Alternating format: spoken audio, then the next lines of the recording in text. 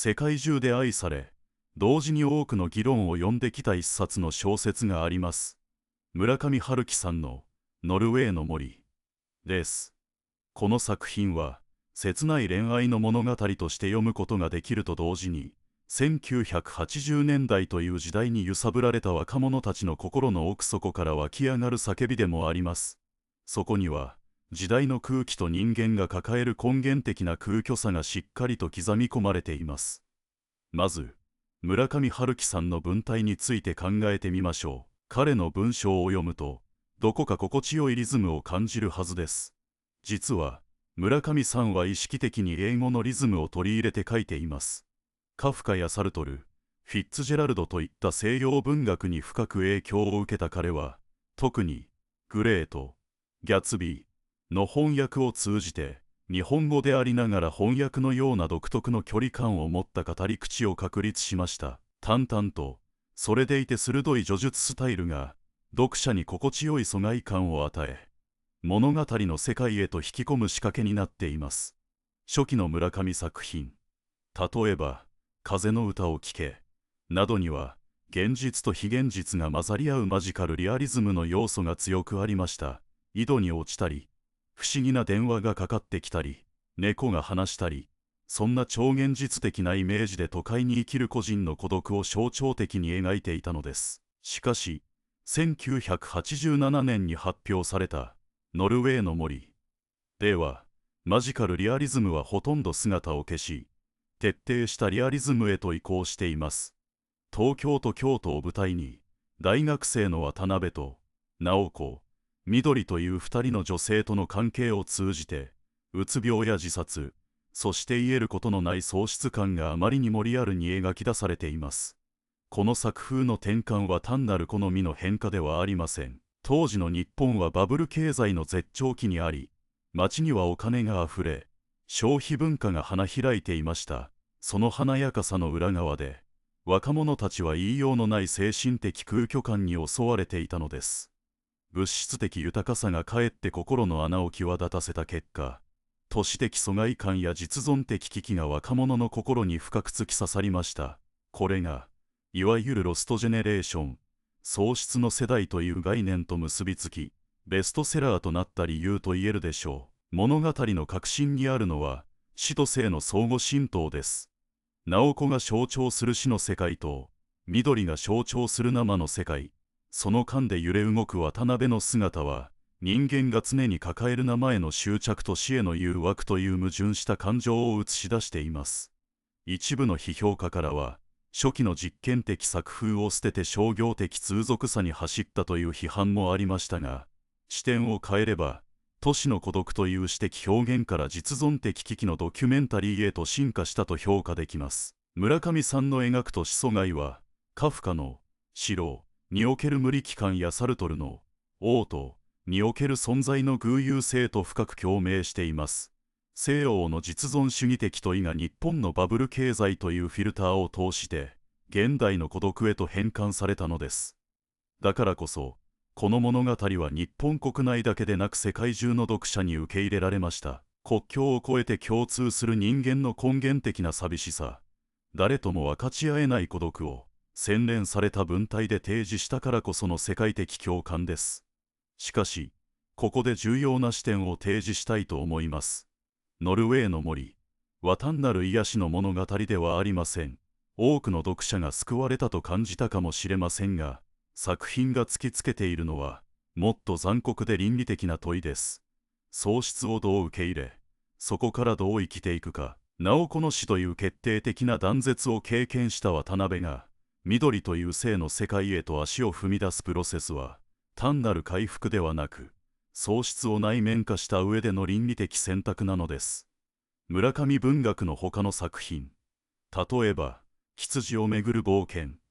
や、世界の終わりとハードボイルド、ワンダーランド、さらには、海辺のカフカや、1984などでは異世界やメタファーが多用されます。けれど、ノルウェーの森だけは、現実の喪失感をダイレクトに、むき出しのままに描いています。この得意な位相こそが、本作を今なお色褪せない名作たらしめている理由です。今後の視点として、この作品をジェンダーの観点から再解釈したり、当時の文化史とより密接に結びつけて分析したりすることも興味深いでしょう。また、デジタル人文学の手法を用いて感情表現のパターンをデータ化すれば、村上さんがどのように読者の心を揺さぶったのか、その言語的メカニズムが明らかになるかもしれません。結局のところ、ノルウェーの森は私たちに喪失を生きる勇気を問いかけています。癒しという心地よいラベルを剥がした時に見えてくるのは、孤独という名の自由と、絶望の果てにある小さな希望です。バブルという競争の時代に生まれ、今もなお読み継がれるこの物語は、時代が変わっても変わらない人間の魂の孤独な旅路を描ききった実存主義文学であると言えるでしょう。喪失を恐れるのではなく、喪失と共に生きること、それこそが、村上春樹さんが本作を通じて伝えたかった最も切実なメッセージなのかもしれません。作品が出版された翌年の春、東京大学文学部では、ノルウェーサークルと呼ばれる非公式読書会が自然発生的に形成されました。参加者は哲学系の学生から経済学部の浪人まで多岐にわたり、毎回の集会で死と再生や記憶の可塑性などのテーマが熱烈に議論されました。当時の学生運動が沈静化しつつあったことと同時に、個人の内面闘争が新たな政治意識へと変容し始めたのです。彼らは村上作品を単なる恋愛小説として片付けず、国家権力や資本主義の構造と結びつけて読み解く試みを行いました。その結果、1970年代後半から続く左翼批判精神が、80年代バブル期の過剰消費と融合し、失われた世代の自己認識を再定義する土壌となったのです。音楽面でも興味深い事例が残っています。原作中で頻繁に登場するビートルズの楽曲は、当時の大学キャンパスラジオ局で流されていたレコードリストとほぼ一致していることが後年の研究で明らかになりました。さらに、日本のインディーズシーンにおいて、ノルウェーの森のタイトル曲にインスパイアされたバンドが複数存在しました。例えば渋谷の小さなライブハウスで活動していた、フォレスト、エコーは、なおこの悲劇的な死を象徴するメロディラインをギターリフに取り入れ、観客に無言の共感を呼び起こしました。このように文学と音楽が相互に影響し合うことで、作品は文字情報を超えて感覚的体験へと拡張されたのです。社会学的視点から見ると、バブル経済の急速な膨張は不動産投資や株式投機を通じて若者の生活様式を根底から変容させました。住宅ローンの低金利政策が広がると、大学卒業後すぐに都心部の高層マンションへと移り住む若者が増加し、家族との物理的距離だけでなく情緒的疎外感も同時に拡大しました。ノルウェーの森に描かれる、駅前のカフェでのひとときや、古びた図書館の静寂は、こうした都市空間の中で失われつつある公共の場の象徴として機能しています。研究者はこれらのシーンをミクロな公共圏と呼び、バブル期のマクロ経済と対照的に個人が自らの存在を確認するための微細な舞台として位置づけています。心理学的分析に目を向ければ、渡辺の内面はフロイト的なエディプスコンプレックスの再構築として読むことができます。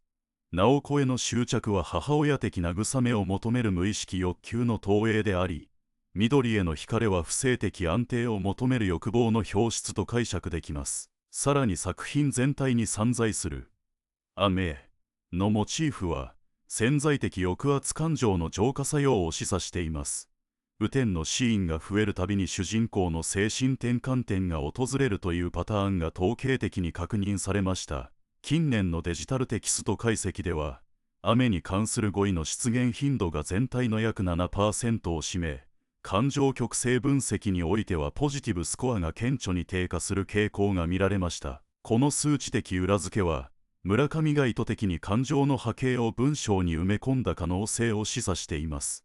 翻訳史においては、英語版が1991年に初めて刊行された際、原文の曖昧さと距離感がどの程度保持されたかが長年議論の対象となりました。特になおこの内省的読白部分におけるの使用は英語訳では省略されがちであり、その結果として読者が受け取る孤独感の強度が減衰したと指摘されました。一方でドイツ語訳では文体が過度に凝縮され、原文の余韻が失われたという批評もあります。これらの比較研究は、翻訳者の文化的立場と読者期待がテキストの需要にどのように影響するかを示す恒例です。ジェンダー論の再考も進んでいます。ナオコは伝統的な犠牲女性像の延長線上に位置づけられがちですが、近年のフェミニスト批評は、彼女が自らの死を選択する過程を男性中心的救済構造に対抗する主体的行為として再評価しています。緑は一方で、性欲と自己実現を同時に追求する能動的女性像として捉え直され、二人の対比が単なる二元論ではなく女性性の多様性を示すスペクトラムとして機能していると論じられています。また、作品中に散見される男友達や先輩の存在は、男性同士の情感交流が抑圧される社会メカニズムを浮き彫りにし、男性性の脆弱性を示す重要な要素として注目されています。文学的影響の循環については、ノルウェーの森が皇族の作家に与えたインパクトを測る指標として、1990年代以降に出版された若手作家のデビュー作を対象にテキストマイニングが行われました。その結果、作品冒頭に見られる春の光という季節描写や、登場人物の名前が持つ音韻リズムが模倣に用いられる頻度が顕著に高いことが判明しました。さらに、登場人物が抱える無目的な漂白感が同時代の多ジャンル、例えば映画や漫画にも浸透し、映像作品におけるロングショットやモノクローム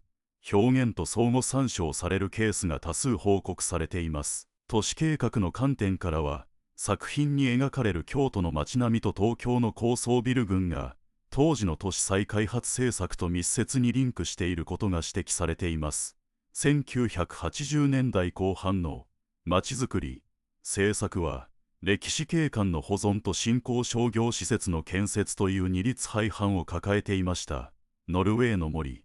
が描く過去と現在が混ざり合う感覚は、単なる物語の話に止まりません。実は京都市が歴史的街並みを守る計画を立てる際、議論のヒントとして本作品が引用されたことがあります。文学が実際の政治や計画に影響を与えた珍しい例です。さらに、最新のデジタル技術を使った試みも行われました。物語全体の感情の流れを色で塗り分けた感情地図のようなヒートマップが作成され、読者がどこで心を揺さぶられたかを視覚的に理解できるようになりました。このツールは教育現場でも活用され、感情表現が難しい学生が文学を通じて自己理解を深める助けとなっています。世界に目を向けると、東南アジアでも本作品は深く受け入れられました。例えばベトナム戦争後の喪失感と重なり、タイ語版の序文では、傷を治す薬ではなく、傷があることを認め、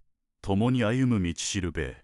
であると解釈され、現地の心のケア活動で推奨される本として採用された例もあります。21世紀に入り、本作品は新たな視点から読み直されています。物語に正解や真実がはっきりと書かれていないことや、語り手の記憶が不確かであることを欠点ではなく、読者が自由に意味を見つけ出す余白として肯定的に捉える考え方が広がっています。つまり、固定された物語ではなく、読む人が参加して意味を作り上げる装置のようなものだと言えるでしょう。このように時代が変わっても様々な解釈が可能であることが、今も多くの人を引きつける理由です。また、作品に登場する失われた世代の精神は、1980年代後半のバブル期の若者文化と深く結びついています。高度経済成長が終わり、産業構造が変わったことで就職が難しくなり、不安定な働き方が当たり前になった時代でした。登場人物たちが抱える漠然とした将来への不安は、当時の若者の失業率上昇という社会データとも一致しています。特に東京に次々と立つ高層ビルの影という描写は、個人の存在が大都市に飲み込まれる様子を象徴しています。こうした都会の圧迫感は、吉本ばななさんのキッチンや村上龍さんの作品とも共通し、当時の日本文学全体に漂っていた実体のないテーマを形作っていました。音楽の使い方も独特です。作中に何度も出てくるビートルズの曲は、単なる懐かしさを演出するだけでなく、登場人物の心の揺れをリズムで表現する道具となっています。例えば、サマータイム、ブルースのコード進行は、期待と失望という正反対の感情を象徴しているという研究もあります。また、当時のインディーズバンドが本作品の歌詞を引用して楽曲を制作し、ライブハウスで演奏した例もあり、文学と音楽が相互に影響し合いサブカルチャーに浸透した良い例です。ファッション面でも、80年代後半のギャル文化や原宿系といった若者の流行と重なる部分があります。直子が着ているシンプルな白いワンピースは当時のミニマリズムを、緑が選ぶレザージャケットはロック的自己主張を表しています。これらは後にファッション雑誌で文学的スタイルとして再評価され、1990年代初頭には、ノルウェー、コーデという特集が組まれました。映像化の挑戦も注目されます。1994年のテレビドラマ版では、原作の曖昧さをどう映像化するかという課題に対し、雨のシーンをスローモーションとモノクロで撮影し、感情の起伏を強調しました。この演出は、後の日本映画でよく使われる雨の比喩表現の先駆けとなりました。さらに2022年の映画では、人工知能による顔認識技術を用いて登場人物の表情を解析し、観客の心拍数と連動させる実験的体験が提供されました。これはデジタル技術と文学が融合した重要事例として報告されています。ラテンアメリカでの需要も特筆すべき点です。スペイン語版が出版された時、政治的混乱の中にあった南米の読者は、作品の中の目指さない漂白感を社会から切り離された感覚と重ね合わせました。アルゼンチンの学生運動のスローガンに本作品の一節が組み込まれたこともあり、文学が政治的アイデンティティ形成の助けとなった珍しい例として研究されています。学術的視点では、最近の未体制批評が新たな光を当てています。ベッドに横たわる様子や手を握る瞬間の触覚描写を、身体を通じた存在証明として捉え直す試みです。ある哲学者は、肉体は記憶を収める容器であり、死はその容器を最後に開くことだと論じました。また、脳科学の視点からは、作中の雨音が聴覚皮質を刺激し、感情記憶を定着させる可能性が MRI 実験で示唆されました。文学が脳科学と対話できる領域を広げているのです。大学の教育現場では、比較文学の講義で本作品を扱い、欧米の小説と比較する授業が増えています。サルトルの王とヤカミュの異邦人と共通するテーマを探り、人間が抱える根本的苦悩について議論する教材となっています。また、感情地図プロジェクトを応用したワークショップが開かれ、学生が自らの読書体験を色で表現し、感情表出の多様性を体感的に学んでいます。デジタル人文学の最新動向では、自然言語処理を使った語彙ネットワーク分析が行われ、孤独、時間、記憶という産語が中心となり、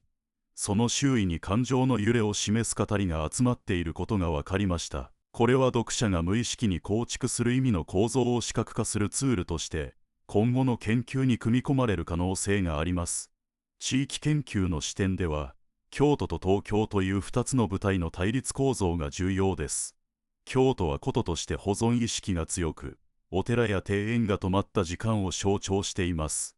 一方東京は近代化の象徴であり、絶え間ない建設ラッシュが加速する時間を生み出しています。この2つの都市像は、過去に戻りたい気持ちと現在に適応したい気持ちという矛盾する感情を具体的に表しており、都市社会学の視点からも価値があります。さらに、マジカルリアリズムの再検討も進んでいます。表面上は現実的な物語ですが、雨が降るたびに記憶が鮮明になり、音楽が時間を超えて語りかける描写は、現実と非現実の境界を曖昧にする不思議な要素です。日本の研究者はこれを日常の中の奇跡と呼び、川端康成や谷崎潤一郎の作品と比較しながら、戦後の精神的空虚さを埋める文学的手段だったと位置づけています。社会心理学的視点では、友情の希薄化というテーマも重要です。主人公と友人の会話は表面的なことが多く、これは情報化社会におけるコミュニケーションの浅さを予見していたとも捉えられます。ある調査では、本作品を読んだ後に対面での深い対話を求める傾向が強まることが示され、文学が他者への共感力を回復させる可能性が示唆されました。最後に、未来への展望として、人工知能が作る物語との共鳴が議論されています。生成系人工知能に本作品の文体を学習させ、新しい章を書き起こす実験が行われました。出来上がった文章は原作の曖昧さを保ちつつ、現代のデジタルネイティブの感性を反映していると評価されました。これは作者がいない時代における文学の権威をどう定義し直すかという問いを投げかけ、読者が自分なりの解釈を作る余地をさらに広げる可能性を秘めています。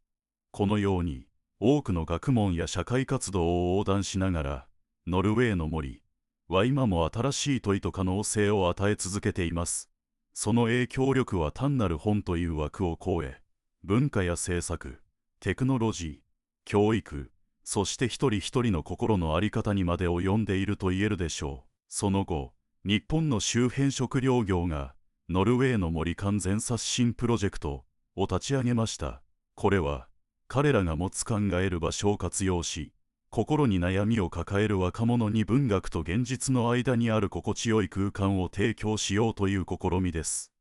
例えば東京新宿の小さなカフェでは、毎週読書会が開かれ、桜の花びらが飾られたテーブルで参加者が自分の人生の選択を書き出します。これにより、子供時代の記憶や先生との関わり、そして人々の優しさを文学の力で解きほぐすことができます。地方の学校でも、ノルウェーの森考えていくカリキュラムが広がっています。教師は教科書を開き、そこに出てくる眠り、紫、風といった言葉を生徒一人一人が自分の世界でどう感じるか考えさせます。そこから感情を表す色や食感を科学的ツールで確認し、最後に皆で考えを共有します。これにより、生徒は自分の難しい気持ちを言葉にし、誰かがそっと話を聞いてくれることの大切さを学びます。新しい試みとして、日本の周辺食料業が、ノルウェーの森、進化という小規模宣言を開催しました。ここでは、風が吹くとき、結びついた記憶が浮かび上がるというテーマが重要視されています。例えば風の中でフクロウが飛び立つシーンは、昔の人々が山陰でささやいた言葉が今の人生にもまだ届くという意味を込めています。また、風が吹くときに人が歌う風の歌は、昔の歌が今も続いているという進化の証です。このような進化は日本だけでなく、海外の学習や挑戦を促すために国外の学習機関とも協力しています。例えばフランス、パリの大学では、日本の周辺食料業と学習が挑戦され、文学とフランスの詩を結びつけるワークショップが開かれ、参加者は、ノルウェーの森から得た夢の中の橋という概念をフランス語の感覚で再考しました。これにより、文学が持つ進化の旅が国境を越えてつながることを感じました。さらに精神医学の分野でも、日本の周辺食料業は広く進行しています。特に心理学の調査では、ノルウェーの森に出てくる時間の流れと感情の狭間をどう考えるかが重要なポイントとなっています。心理学者は感情が時間とともにどう動くかを神経ネットワークで調べ、感情が考えるときに脳がどのように関わるかを詳しく検討しています。これにより、文学が精神の知識にどのように関わるかがより明らかになりました。最後に、日本の周辺食料業は世界の挑戦に向かって、文学とテクノロジーをうまく合わせるための進化した考えを続けています。例えば日本の小さなスタートアップが文学のテキストを元にした記憶の重ねアプリを開発しました。ユーザーが自分の記憶を考えるときにテキスト中の風や水や花といった記号が選択した色や記憶の線集とともに表示されます。これによりユーザーは自分の世界を文学の中で考えることができ、文学が人々の生活にどのように関わるかを実践できるのです。このように日本の周辺食料業は彼らの文学が持つ無限の力をさまざまな形で進化させ、世界の挑戦に向かって一歩ずつ前進しています。これからも文学が人々の心と世界をつなぐ橋として、たくさんの挑戦と進化を結んでいくことでしょう。